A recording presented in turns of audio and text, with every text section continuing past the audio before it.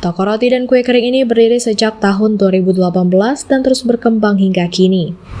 Berlokasi di Jalan Kapten Abdullah Lorong Saleh Pelaju, terus bertahan di tengah gempuran situasi yang tak menentu.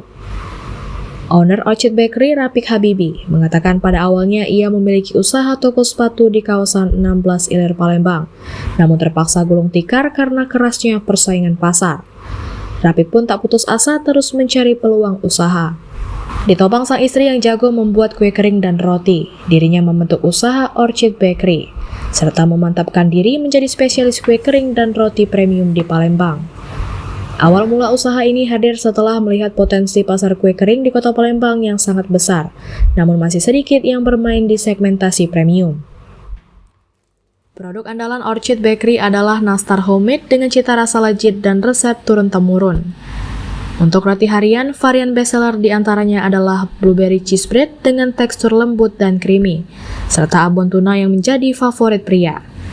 Harga roti di Orchid Bakery terbilang terjangkau, mulai dari 10.000 hingga 15.000 per buah. Dalam sehari, Orchid Bakery mampu memproduksi hingga 150-200 pieces. Selain terus berinovasi, Orchid Bakery juga mendukung sistem pembayaran cashless, termasuk menggunakan kris BRI. Pelanggan pun rela datang ke lokasi karena ketagihan produknya. Karena sudah langganan di Orchid Bakery, rotinya lembut dan soft.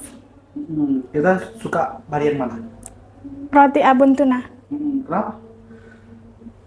Karena isiannya terasa dan lembut. Harganya gimana? Harganya 15.000 dia per satu.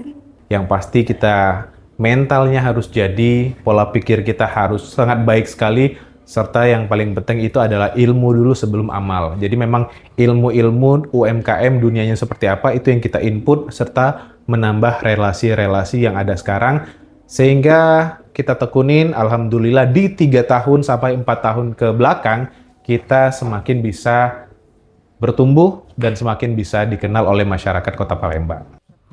Rapik Habibi berpesan kepada anak muda yang ingin terjun ke dunia usaha agar memahami kebutuhan pasar, memiliki mental yang kuat dan siap untuk terus belajar serta bertumbuh.